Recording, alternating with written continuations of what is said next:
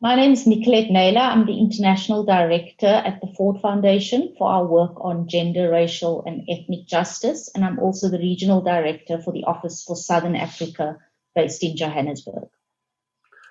Okay, thank you very much, Nicolette. Now, could you please talk to us about the Ford Foundation and with the work the Ford Foundation continues to do in Southern Africa?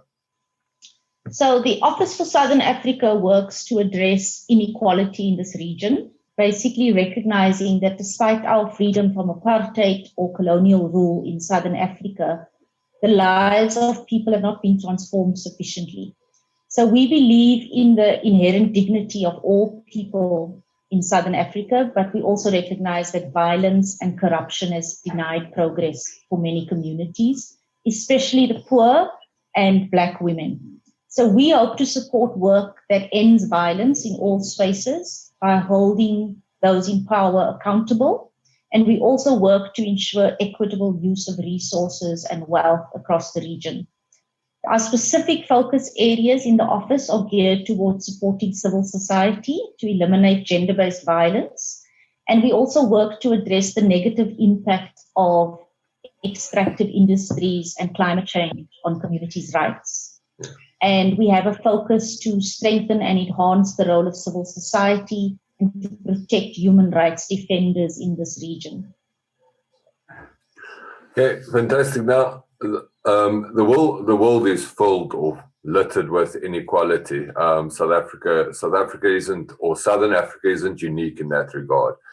As a nation, we have a very troublesome past, and large parts of that past still haunts us today across society. So talk to us, in your opinion, is South Africa making strides in the right direction? And what could be done to make further improvements and to speed up these improvements?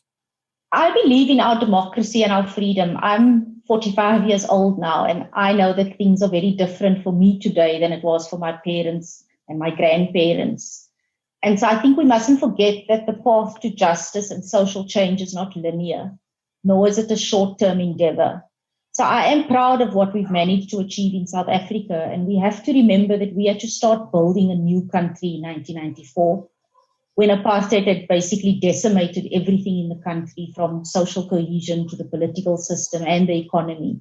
So rebuilding is not going to happen overnight or over 20 years. It's going to take decades for us to fully achieve our freedom, particularly our economic freedom and gender and racial justice.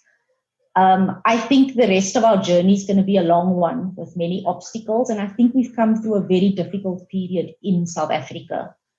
And we're going to have many more difficult periods, but our constitution and our institutions of democracy remain steadfast. And I work in a US foundation, and I'm constantly reminded about how much work remains to be done in the United States to achieve racial justice decades after the attainment of civil rights or the abolition of slavery. So we mustn't be hard on our leaders of this country. I think South Africa is on the right path. We have mechanisms for holding power accountable. We have an election system that works. We have institutions of democracy that mostly work. And don't get me wrong, we do have big problems to resolve. We must remain vigilant. We must continue to fight racism, corruption, state capture. We must address our economy that's in free fall. And of course, we have one of the highest rates of violence against women in the world. But I don't think all is lost for South Africa. As a country, we have an amazing ability to self-correct, and as a people. So, and democracy is messy, and the path towards justice is going to be plagued with inequality, but we cannot give up because the work is hard. So essentially, I am optimistic about the path that the country is on. Okay, so we know that there's important work in South Africa. But we know that, gender equality is not, there is no gender equality. So, and that's gender-based violence, that is in the workplace, that's just in society in general. I know there's policies and there's people who make a difference and do the hard yards, but does the average South African, do you feel this average South African citizen takes it seriously enough? Especially gender-based violence. You already mentioned that we're one of the highest rates in the world. I mean, we've got the stats to back that up. So yeah. I think that we live in a country where there's a toxic mix of patriarchy and racism playing out in our daily lives. And I think we're not taking it seriously enough, because to dismantle patriarchy and racism, we actually need to interrogate power and privilege. And we need men and women in society to be willing to interrogate power and privilege. Because women can't bring about gender equality on their own or stop gender-based violence if the systems and the institutions and men in society are not willing to stop perpetrating acts of violence or are not willing to give up power. And for now, I don't think it's in men's interest to give up the power that they hold on to. So I don't think it's been taken seriously by society. But I think there is hope, because our constitution and the laws that we've passed since 1994 have been very progressive and have actually pushed a transformative gender mandate, and it's pushed laws that are quite progressive in terms of preventing gender-based violence. The problem, and I think this is significant because we do need that normative framework and a transformative constitution.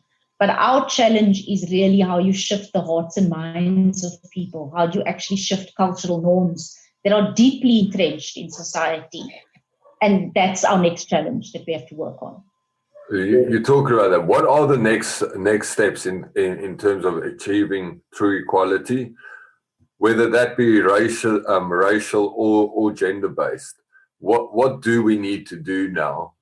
You mentioned earlier that there's some long process and there's going to be a long process ahead.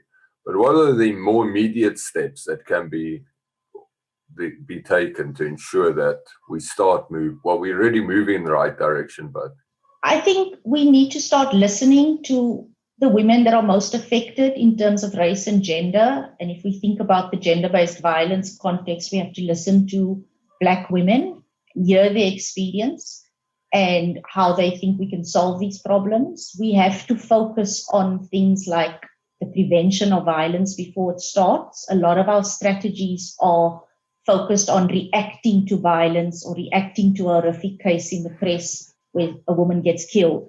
And we're not really focusing on preventing violence before it starts and addressing those social norms and toxic masculinities that pervade society. I think we also need to have an honest awareness of the disproportionate forms of violence that Black women, disabled women, lesbian, bisexual women face, particularly women in the global South. And so when we're addressing inequality, we have to think about the intersections of gender and race and sexual orientation. I think for philanthropy, the next steps are we have to be more consistent in funding and supporting women and girls organizations. The feminist movement needs to lead this work, and it has to center on the feminist movement. And we must intentionally do that, not because it's a hot, sexy topic or because it's in the news headlines at the moment. We have to stick it out for the long haul. You often see funders running when it's 16 days of activism. We actually need consistent funding year in and year out for the long term, because to address inequality, organizations actually need long-term support. And we have to find ways to work with government and private sector and other stakeholders. If we want to get to scale and really eliminate violence against women, it can't just be the feminist movement working on their own. It has to be government, it has to be the private sector, it has to be a whole of society approach. For the Ford Foundation, we have decided to deliberately focus our efforts, because we fund civil society, to really intentionally fund Black women-led organizations and to fund the feminist movement across the global South to push a global agenda. So the work in Southern Africa and South Africa really feeds into our work in trying to address gender-based violence at the global level across all 10 offices where we work.